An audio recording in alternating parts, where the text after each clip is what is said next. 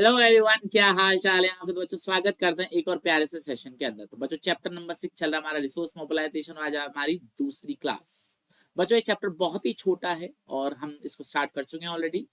Description के अंदर मैं प्लेलिस्ट का लिंक दे रहा हूँ, तो इससे पहले के सारे लेक्चर्स, चाहे पहले 5 चैप्टर के हो या पहले फर्स्ट पार्ट का हो, वो आपको मिल जाएगा। और आने वाले जितने भी पार्ट्स होंगे वो आपको इसके डिस्क्रिप्शन में प्लेलिस्ट का लिंक है, वहां पर मिल जाएंगे। पहली बार आ रहे हो तो चैनल को सब्सक्राइब कर लेना, क्योंकि काम का ही आपके लिए। और दूसरी चीज, वीडियो पसंद आए तो लाइक जरूर करना। तो बच्चों हमने लास्ट क्लास के अंदर हमने पढ़ा था कि पैसे की रिक्वायरमेंट क्यों होती है, और फिर हमने पढ़ा था कि कैपिटल मार्केट क्या होता है। आज बच्चों हम बात करने वाले हैं किसके बारे में? टाइप्स ऑफ कैपिटल मार्केट के बारे में बात करने हैं। दो टाइप के होते हैं, एक होता है प्राइमरी मार्केट और एक होता है हमारे पास सेकेंडरी मार्केट। लेकिन मैंने आपको बोला था सेकेंडरी मार्केट हमारे सिलेबस का पार्ट नहीं है। अब बच्चों को लगता है कि सर बुक में तो दे रखा है, हमारे टीचर्स भी करवा रहे हैं, आप कैसे कह सकते हो नहीं है। तो देखो बच्चों, मैं आपके लिए सिलेबस लेकर आया हूँ। अब जरा सिलेबस को देखो, सीबीएसई का सिलेबस है ये, और बोर्ड का सिलेबस नहीं है। तो देखो, कॉन्सेप्ट ऑफ कैपिटल मार्केट बच्चों ये हमने कर लिया था, यस ठीक है। अब देखो इसके अंदर सिर्फ प्राइमरी मार्केट के बारे में बोला हुआ है, इसके अलावा और कुछ नहीं है। कैपिटल सेकेंडरी मार्केट होता है, स्टॉक एक्सचेंज होता है, तो बताया गया होता, वो नहीं है। तो फिर मैं क्यों पढ़ाऊं? एग्जाम में आएगा भी नहीं। पिछले 2-3 साल से एग्जाम में है ही नहीं सिलेबस में। आप क्वेश्चन पेपर उठा लोगे, उसमें भी नहीं है, वैसे भी नहीं है। तो टेंशन क्यों लेना, एंजॉय करो। चलो आ जाओ। तो शुरुआत करने वाले किसके बारे में? हम प्राइमरी मार्केट के बारे में बात करने वाले। अब देखो बच्चों, प्राइमरी मार्केट को हम क्या बोलते हैं? न्यू इशू मार्केट बोलते हैं। अब सबसे पहले आपको मैं समझा दूं बच्चों, ये जो टॉपिक है हम कंपनी के पॉइंट ऑफ व्यू से पढ़ने वाले हैं, ना sole proprietor, no HUF, no partnership, no cooperative society. सिर्फ और सिर्फ कंपनी के एंगल से बात करने वाले हैं। तो बच्चों प्राइमरी मार्केट एक ऐसा मार्केट होता है जिसमें सिक्योरिटीज को पहली बार इशू किया जाता है। क्या बोला मैंने? प्राइमरी मार्केट एक ऐसा मार्केट होता है जिसके अंदर पहली बार सिक्योरिटीज को इशू किया जाता है, इसलिए इसका नाम क्या पड़ जाता है? New issue market. और जहां पर पुरानी ही सिक्योरिटीज को खरीदा और बेचा जाता है उसको क्या बोलते हैं? सेकेंडरी मार्केट, जो हमारे सिलेबस का पार्ट नहीं। चलिए बच्चों बात करते हैं। तो देखो इन्होंने यहाँ पर क्या बोला गया है कि प्राइमरी मार्केट से जो भी हम पैसा लेते हैं, कहां से पैसा लेते हैं? सेवर से पैसा लेते हो। किसको पैसा दे देते हैं? एंटरप्रेन्योर्स को पैसा दे देते हैं। क्यों दे देते हैं? जिससे वो बिजनेस को स्टार्ट कर पाए, बिजनेस को आगे बढ़ा पाए, मतलब अपने ब्रांचेस बढ़ा पाए, प्रोडक्शन बढ़ा पाए, या फिर क्या कर पाए? डाइवर्सिफाई कर पाए। डाइवर्सिफाई का मतलब क्या होता है? अगर मैं आज एक प्रोडक्ट बेच रहा हूं तो मैं कल को 4 प्रोडक्ट बनाकर बेचूंगा। समझ में आ गई? ओके। अब बच्चों न्यू इशू दो तरीके के हो सकते हैं। एक, जब कंपनी पहली बार अपनी जिंदगी में पहली बार जब शेयर्स को इशू करती है, डिबेंचर्स को इशू करती है, उसे क्या बोला जाता है? इनिशियल इशू, जिसको हम शॉर्ट में आईपीओ बोलते हैं, इनिशियल पब्लिक ऑफर। और जब पुरानी कंपनियां नए शेयर्स इशू करती है तो उसको बोला जाता है फर्दर इशू, मतलब एफपीओ, फर्दर पब्लिक ऑफर। ये चीज क्लियर हो गया? ओके। तो बात यहां पर हम किसके बारे में बात करने वाले हैं? Initial issue. जब कंपनी पहली बार शेयर इशू करती है तो दोनों ही केस है, जब पहली बार करो, जब फर्दर बार करो, दोनों में एक ही पॉइंट आता है। तो बात करने वाले इनिशियल इशू के बारे में। जब पहली बार जब आप पैसा रेज करते हो तो आप पब्लिक से पैसा रेज नहीं कर सकते हो, क्योंकि पब्लिक आप पे भरोसा उतना नहीं करती है जितना ये आपका कोई दोस्त आप पे बिलीव करता है, ठीक है ना। तो इसलिए पहली बार पब्लिक से पैसा लेना थोड़ा सा मुश्किल हो जाता है। तो हमको 4 तरीके बताए गए बच्चों, हमारे सिलेबस में 4 तरीके हैं जिसको हम बोलते हैं मेथड ऑफ फ्लोटेशन। फ्लोटेशन का मतलब होता है मार्केट से पैसा उठाना। तो method of flotation of new issue 4 तरीके से हमको पढ़ने। पहला पब्लिक इशू, दूसरा राइट इशू, तीसरा प्राइवेट प्लेसमेंट, और चौथा ऑफर टू द एम्प्लॉयज। ये 4 तरीके से पैसा हम पहली बार सिक्योरिटीज को इशू कर सकते हैं। सबसे इंपॉर्टेंट इसमें आता है, अगर आप 3 नंबर, 4 नंबर, 5 नंबर में क्वेश्चन आता है तो वो है आपका पब्लिक इशू, या फिर जिसको हम शॉर्ट में बोल सकते हैं गोइंग पब्लिक। अब इसका मतलब क्या बच्चों? इसका मतलब है सिंपल वर्ड्स में, आप डायरेक्टली किससे पैसा ले रहे हो? पब्लिक से पैसा ले रहे हो। क्या पब्लिक को पैसा कैसे लोगे? चिल्लाओगे हाँ भाई मुझको पैसा चाहिए, पब्लिक पैसा दे देगी? नहीं। आपको क्या करना पड़ेगा? सबसे पहले उनको एक प्रोस्पेक्टस देना पड़ेगा। सही, प्रोस्पेक्टस क्या होता है बच्चों? प्रोस्पेक्टस एक तरीके का बुकलेट हो सकता है, एक तरीके की मैगजीन हो सकती है, एक तरीके की एडवर्टाइजिंग हो सकती है, जिसके अंदर आप क्या बताते हो? अपनी कंपनी के बारे में बताते हो, अपने बारे में बताते हो, अपने टीम मेंबर्स के बारे में बताते हो, और ये बताते हो कि हम ये पैसा क्यों ले रहे हैं, इस पैसे का हम यूज क्या क्या करने वाले हैं। तो ये सारी चीजें किसके अंदर बताई जाती हैं? उस प्रोस्पेक्टस, उस डॉक्यूमेंट के अंदर बताई जाती हैं। तो क्या देखा है? This involve raising of fund directly from the public through the issue of prospectus. Clear हो गया? ध्यान रखना, बिना प्रोस्पेक्टस इशू किया पब्लिक से पैसा नहीं ले सकते हो। क्लियर हो गया? ओके। अब इन्होंने क्या बोला है कि पब्लिक से पैसा ऐसे ही ले लोगे कि हाँ भाई आवाज लगाई पैसे दे दिया, हाँ भाई क्यूआर कोड दे दिया, हाँ भाई पैसे जमा कर दो, नहीं। आपको इसके अंदर बहुत सारे रिस्ट्रिक्शंस को फॉलो करना पड़ता है, बहुत सारे लीगल फॉर्मेलिटीज को फॉलो करना पड़ता है जो गवर्नमेंट लगाती है। तो क्या दे रखा है, अगर कोई एंटरप्रेन्योर है पब्लिक को शेयर देना चाहता है खरीदने के लिए, तो उसको सारे रूल्स एंड रेगुलेशन फॉर्मेलिटीज को क्या करना पड़ेगा, फॉलो करना पड़ेगा, चाहे वो प्रोस्पेक्टस का हो, चाहे वो ड्राफ्टिंग का हो, चाहे वो लॉन्च का हो। क्लियर हो गया? बस ये मेजर चीज है जो आपको ध्यान में रखनी है। अगर आपने ये चीज रेस कर ली तो उससे आपको बहुत सारे फायदे मिलने वाले हैं। तो चलिए बात करते हैं बच्चों, पब्लिक से पैसा लेने के या पब्लिक इशू है गोइंग पब्लिक का आपके पास बेनिफिट्स क्या क्या है। तो चलिए बच्चों बेनिफिट्स के बारे में बात करते हैं। तो सबसे पहला बेनिफिट हमारे पास क्या होता है, एक्सेस टू कैपिटल, आपके पास पैसा आ जाता है। ये बात समझ में आई? तो मेन एडवांटेज हमारे पास क्या है कि आपके पास पैसा आ जाता है, उस पैसे को आपको लौटाने का कोई कंपल्शन नहीं है। आपने एक बार अगर शेयर इशू कर दिए तो आपको पैसा लौटाने का कभी भी कोई भी कंपल्शन नहीं है। आपका पैसा तभी लौटेगा जब एक्चुअल में आपकी कंपनी बंद होगी, ठीक है ना। अब कंपनी बंद कब होगी, कंपनी कब बंद होती है, जब एक्सट्रीम सिचुएशन होती है। तो मतलब ये आपको लौटाने का कोई टेंशन नहीं है, आपको कोई उस पर इंटरेस्ट नहीं देना। ध्यान रखना मैं शेयर्स की बात कर रहा हूँ यहाँ पे। क्लियर हो गया? ओके। बस आपको बदले में देना क्या है, बदले में आपको देना, अच्छा एक सवाल आता है, सर मैंने आपकी कंपनी में पैसा लगाया, मुझे को पैसा कंपनी शेयर में जो पैसा है वो कब मिलेगा मेरे को, जब कंपनी बंद होगी। तो फिर मैं पैसा लगाऊं क्यों? दो मेजर कारण है। जो मैं बीच में प्रॉफिट कमाऊंगा वो तो आप ही को दूंगा ना। अब भाई मालिक हो, शेयर होल्डर आप मालिक हो, तो जो प्रॉफिट कमाऊंगा मैं आपको ही दूंगा। तो पहला क्या होता है, डिविडेंड, आपको प्रॉफिट मिलेगा। दूसरी चीज ये, अगर कंपनी ग्रो करी तो शेयर की वैल्यू भी तो बढ़ेगी, तो आपको क्या मिलेगा, एप्रिसिएशन मिलेगा जो आपने इन्वेस्टमेंट लगाया। अगर आपने मेरे बिजनेस में 10,000 लगाए हैं तो आपको बदले में 12,000 15,000 मिल जाएंगे। समझ में आई चीज? तो आपको एक तो आपने जो इन्वेस्टमेंट करी उसकी वैल्यू बढ़ती है, और दूसरी चीज आपको प्रॉफिट में भी शेयर मिलता है।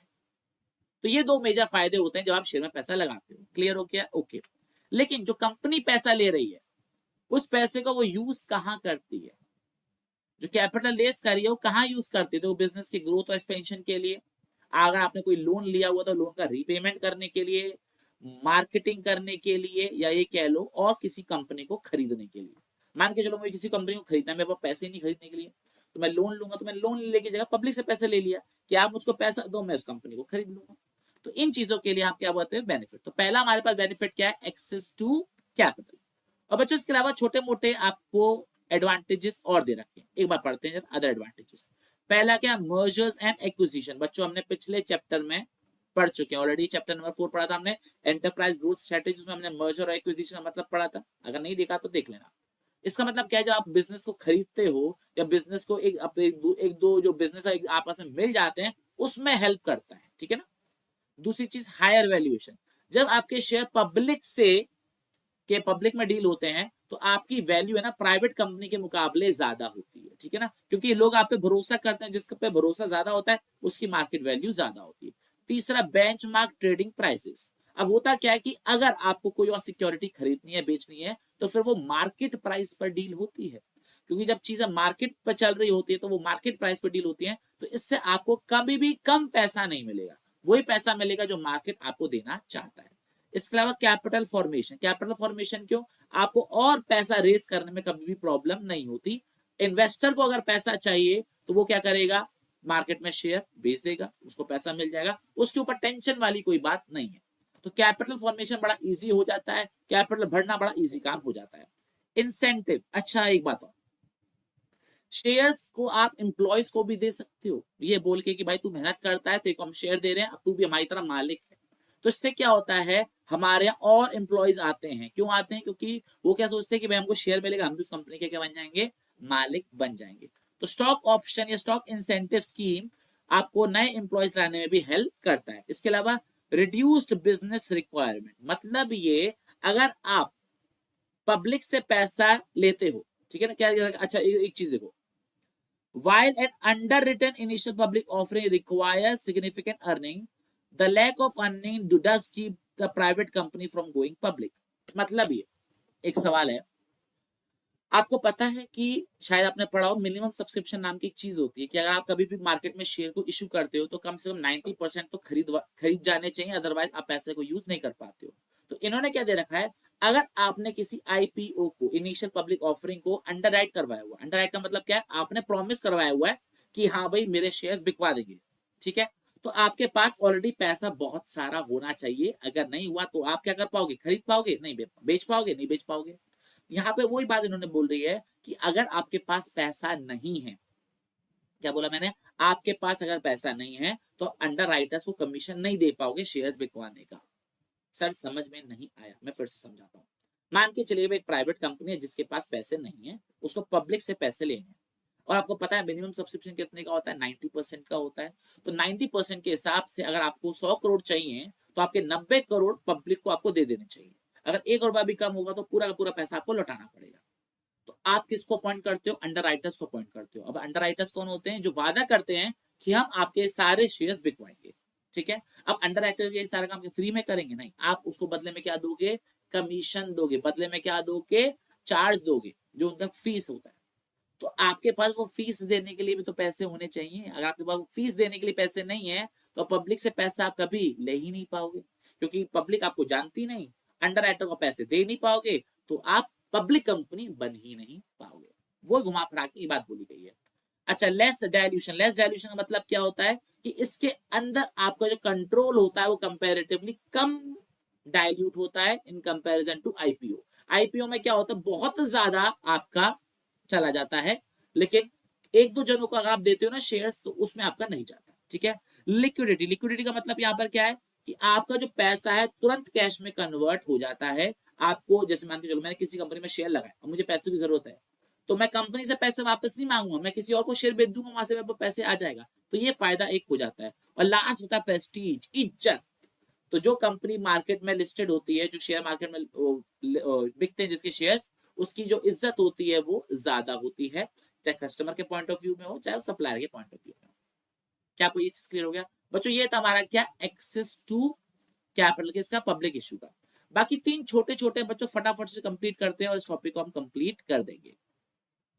लेकिन उस पे जाने से पहले हम बात करने वाले किस, फिर ड्रॉबैक्स के बारे में।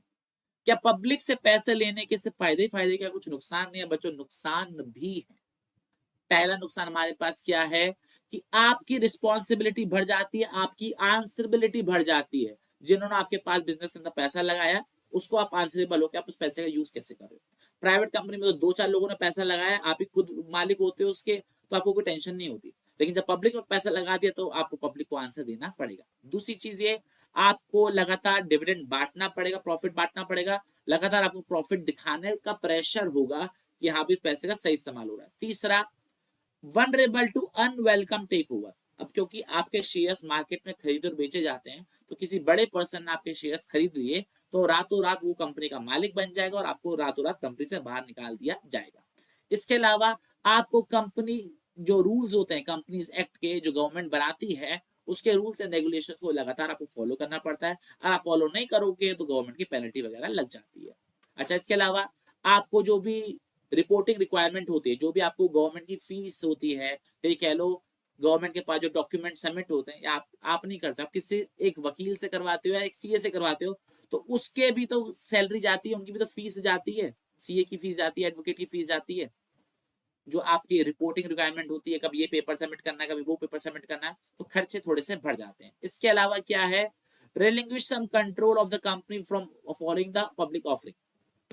जब आप पब्लिक के पैसे ले लेते हो ना तो आपको अपना कंट्रोल थोड़ा सा छोड़ना पड़ता है। क्यों? क्योंकि आप अपनी मन मर्जी से कंपनी नहीं चला सकते, क्योंकि इसमें किसका पैसा लग चुका है, कम पब्लिक का पैसा लग चुका है। और लास्ट क्या दे रखा है कि हाँ भाई, अब आप प्राइवेट कंपनी नहीं हो, आपकी कोई प्राइवेसी नहीं, क्योंकि आपकी कंपनी में पब्लिक का पैसा लग चुका है, तो हर एक की नजर, खासकर मीडिया की नजर आप पर बन जाती है। क्लियर हो गया? तो बच्चों ये कुछ डिसएडवांटेजेस है पब्लिक की तरफ जाने में। पहला हमारे पास क्या है, आपकी आंसरिटी भी बढ़ जाती है। दूसरा हमारे पास पॉइंट यहाँ पर क्या आता है कि आपको डिविडेंड बांटना पड़ता है, आपको प्रॉफिट दिखाना पड़ता है। तीसरा, कोई आके आपको खरीद सकता है। चौथा, आपको रूल्स एंड रेगुलेशन फॉलो करना पड़ता है। पांचवा, रूल्स एंड रेगुलेशन फॉलो करने आपके कॉस्ट पड़ जाते हैं। लास्ट, आपको कंट्रोल छोड़ना पड़ता है। लास्ट, आपकी प्राइवेसी खत्म हो जाती है। प्राइवेसी खत्म होने का एक और एग्जाम्पल है, आपको जो अपने फाइनेंशियल स्टेटमेंट्स है, आपको जो अकाउंट्स है, वो भी आपको गवर्नमेंट के पास सबमिट कराने पड़ते हैं। हर एक को जरूरत नहीं होती, लेकिन कंपनीज में तो कंपलसरी रिक्वायरमेंट होती है। समझ में आ गया बच्चों? Very very good. आगे बच्चों घुमा फिरा के बस उन्होंने वही बात बोली है कि आप लॉयर्स, अकाउंटेंट्स, अदर प्रोफेशनल से एडवाइस लीजिए कंपनी को चलाने के बारे में। क्लियर हो गया? अब देखो, अगर आपको बच्चों जानकारी चाहिए कि कंपनी के शेयर्स कैसे इशू करे जाते हैं, तो ये बॉक्स दे रखा है एनहेंसिंग योर आईक्यू, आप इसको एक बार रीड कर लेना। ठीक है, ओके। अब बच्चों इसके बाद एक टॉपिक दे रखा है हमारे पास, राइट इशू, प्राइवेट प्लेसमेंट और ऑफर टू एम्प्लॉइज। चलो फटाफट से इसको कंप्लीट कर लेते हैं। हमारे पास एक पॉइंट आ रहा था राइट इशू।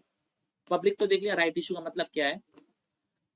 राइट बड़े सिंपल वर्ड में समझाता हूँ, एक मिनट लिए लेके समझाते हैं। मान के चलिए बच्चों, ये हमारी क्या है, कंपनी है। ये हमारे पास क्या है, कंपनी के शेयर होल्डर्स। ठीक है, कंपनी के क्या है, शेयर होल्डर्स। अब कंपनी को और पैसों की रिक्वायरमेंट है, कंपनी और शेयर्स जो है वो क्या करना चाहती है, इशू करना चाहती है। तो वो मार्केट में जाने से पहले अपने शेयर होल्डर से बोलती है कि हमको पैसे की और रिक्वायरमेंट है, क्या आप और शेयर्स खरीदना पसंद करोगे? बोलो हाँ या ना। क्या आप और शेयर्स खरीदना पसंद करोगे? हाँ या ना। तो अगर ये शेयर्स खरीदना चाहते हैं तो शेयर्स इनको ही मिल जाते हैं प्रोपोर्शनेटली। किसी के पास ज्यादा शेयर्स है तो उसको ज्यादा शेयर दे देंगे, किसी के पास कम शेयर है तो उसको कम शेयर दे देंगे। ठीक है, और अगर ये मना कर देते कि नहीं हमको शेयर्स नहीं चाहिए, तो फिर ये पब्लिक से जाके मार्केट में जाके शेयर्स को ले लेते हैं। इसको बोला जाता है राइट इशू। राइट इशू का मतलब क्या होता है कि एग्जिस्टिंग शेयर होल्डर्स का ये राइट है कि कंपनी पहले उनसे पूछे कि आपको और शेयर्स खरीदने हैं कि नहीं खरीदने। अगर खरीदने हैं तो यही खरीद लेंगे, नहीं है तो क्या करेंगे, बाहर से पैसा लाएंगे। सिंपल सा लॉजिक है, अगर आपके पास पैसे पड़े हैं तो क्यों बाहर से पैसा लेना, आया ना। तो अगर आपके मालिक के पास पैसे पड़े हुए हैं तो उन्हीं से ले लो, अगर उनके पास नहीं है तो आप बाहर जाओ। ये होता है बच्चों हमारे पास क्या, राइट इशू। तो क्या दे रखा है, right issue is a method of raising additional finance from existing share holders by offering them securities on pro rata basis। pro rata basis मतलब जिसके पास ज्यादा शेयर है उससे हम ज्यादा और उसको ज्यादा ऑफर करेंगे खरीदने के लिए, जिसके पास कम शेयर है उसको कम ऑफर करेंगे खरीदने के लिए। Giving them the right to a certain number of shares in proportion of the share hold they are holding. वही जो मैंने आपको बताया कि जिनके पास जितना शेयर उस हिसाब से उनको ऑफर करते हैं। ठीक है, तो इसमें क्या होता है, हम एक नोटिस देते हैं कि भैया आपको शेयर्स खरीदने हैं, अगर हाँ खरीदने हैं तो आप खरीद लो, अगर नहीं खरीदना है तो आप किसी और के नाम पर आप अपने राइट को क्या कर सकते हो, कैंसिल कर सकते हो कि हाँ कोई और खरीद ले।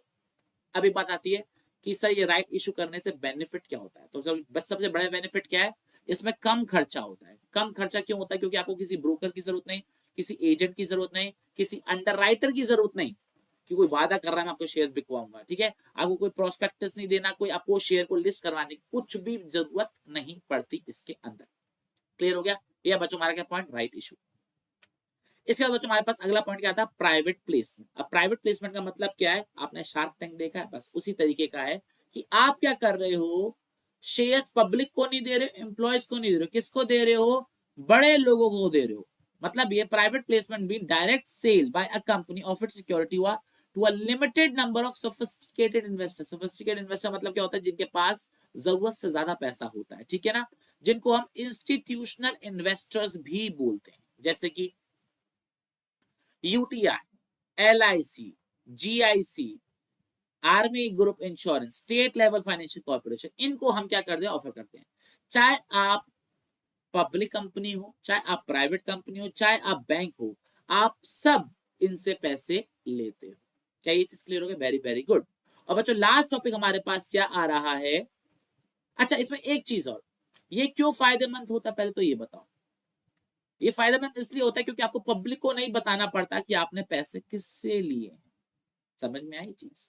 पहला वाला फायदेमंद क्यों है, कोई ब्रोकर नहीं, कोई अंडरराइटर नहीं, कोई आप क्या कहते हैं प्रोस्पेक्टस नहीं। अच्छा ये आपको इंपॉर्टेंट क्यों है, क्योंकि इसके अंदर आपको कोई इंफॉर्मेशन डिस्क्लोज नहीं करनी पड़ती। और लास्ट हमारे पास आता है ऑफर टू एम्प्लॉय। हम अपने एम्प्लॉयज को स्टॉक ऑप्शन दे सकते हैं कि आपको शेयर्स खरीदने सस्ते दामों पे कि नहीं खरीदने, हमको ऑफर दे सकते हैं। ये चीज क्लियर हो गया? हाँ जी। इससे क्या होता है, हमारे जो एम्प्लॉयज होते हैं वो शेयर होल्डर बन जाते हैं और उनको प्रॉफिट मिलता है। अब उससे होता क्या, हमको शेयर्स दे क्यों रहे हैं, फायदा क्या है इससे, हमको क्या फायदा हो रहा है। पहला, वो बहुत बढ़िया काम करते हैं, वेस्टेज कम करते हैं। दूसरा, वो छोड़ कर नहीं जाते, लो लेबर टर्नओवर, टर्नओवर का मतलब होता है छोड़ के जाना, तो लो लेबर छोड़कर नहीं जाती है। इसके अलावा हम अच्छी जगह पर काम कर पाते हैं, अच्छे हमारे स्टैंडर्ड बन पाते हैं, लो फ्लोटेशन कॉस्ट मतलब ये कि अपने को गवर्नमेंट की फीस, प्रोस्पेक्टस की फीस, एडवर्टाइजमेंट की फीस देना कोई झंझट नहीं, हमारे एम्प्लॉयज ही हमको क्या देते थे, पैसे दे देते हैं। और इसके अलावा हमारे पास और भी जगहों से पैसे आने के चांसेस है। मतलब हम पब्लिक से पैसा ले सकते हैं, हम बड़े इन्वेस्टर से पैसा ले सकते हैं, एग्जिस्टिंग शेयर होल्डर से पैसे ले सकते हैं, और अपने एम्प्लॉयज से भी पैसे ले सकते हैं। क्या ये पॉइंट आपको क्लियर हुआ बच्चों? Very very good. अच्छा देखो, अब बच्चों मैंने आपको यहाँ पे 3 इंपॉर्टेंस बताई। राइट इशू की इंपॉर्टेंस क्या बताई, ये प्राइवेट प्लेसमेंट की इंपॉर्टेंस क्या बताई मैंने आपको, ये कि पब्लिक वो आप पब्लिकली इंफॉर्मेशन को डिक्लोज नहीं करते हो। और ऑफर टू एम्प्लॉय की मैंने आपको ये बताई। तो ध्यान रखना, आपके एग्जाम में अगर क्वेश्चन बना तो आपको ये दे देंगे, हाँ भाई लो लेबर टर्नओवर किस वजह से पॉसिबल हो सकता है इन प्राइमरी मार्केट, तो आप क्या बोलोगे, ऑफर टू एम्प्लॉयज से। समझ में आया? अच्छा, कौन सी चीज में पब्लिकली इंफॉर्मेशन डिस्क्लोज करने की जरूरत नहीं पड़ती, तो आप क्या बोलोगे, प्राइवेट प्लेसमेंट के अंदर। अच्छा, कौन सा इनएक्सपेंसिव होता है, तो आप क्या बोलोगे, राइट इशू। अच्छा, किसके अंदर आपके पास मार्केट में एक्सेस कैपिटल हो सकता है, पब्लिक ऑफरिंग, गोइंग पब्लिक। समझ में आई चीज? तो यहां से आपके क्वेश्चन बन सकते हैं। क्या ये चीज क्लियर है? Very very good. अब बच्चों इसके बाद जो दे रहे हैं ना सेकेंडरी मार्केट, ये आपके सिलेबस का पार्ट नहीं है। और अब देखो क्या क्या आपका सिलेबस का पार्ट नहीं है। ठीक है, दिखा रहा हूं, यहां तक हमारा हो गया। देखो सेकेंडरी मार्केट हमारे सिलेबस का पार्ट नहीं है। ये हमारे पेज हमको नहीं पढ़ना, ये भी पेज हमको नहीं पढ़ना, ये भी नहीं पढ़ना, ये भी नहीं पढ़ना, ये भी नहीं पढ़ना, ये भी नहीं पढ़ना। हाँ, अगला टॉपिक क्या रहा हमारे बच्चों, गौर से देखो क्या रहा हमारे पास टॉपिक, सेबी। ये भी नहीं पढ़ना, देख रहे हो, ये भी नहीं पढ़ना। हाँ जी। तो बच्चों अगला जो हमारा मेजर टॉपिक होगा जो हम पढ़ने वाले हैं वो क्या है हमारे पास, एंजल्स इन्वेस्टर्स। क्लियर हो गया? अब देखो यहां पर भी देखूं तो बच्चों हमारा प्राइमरी मार्केट कंप्लीट हो गया, मेथड ऑफ इशू भी हमने देख लिया 4, going public, right issue, offer to employ और प्राइवेट प्लेसमेंट देख लिया। अब बस ये 2 टॉपिक बचे हैं और अगली मेरे ख्याल से 2 या 3 क्लासेस के अंदर हमारा चैप्टर भी कंप्लीट हो जाएगा। तो चलिए बच्चों आज के लिए इतना रखते हैं, आपसे मुलाकात करते हैं अगले लेक्चर के अंदर। टिल देन अपना बहुत बहुत ख्याल रखना। जय हिंद, जय भारत, बाय बाय।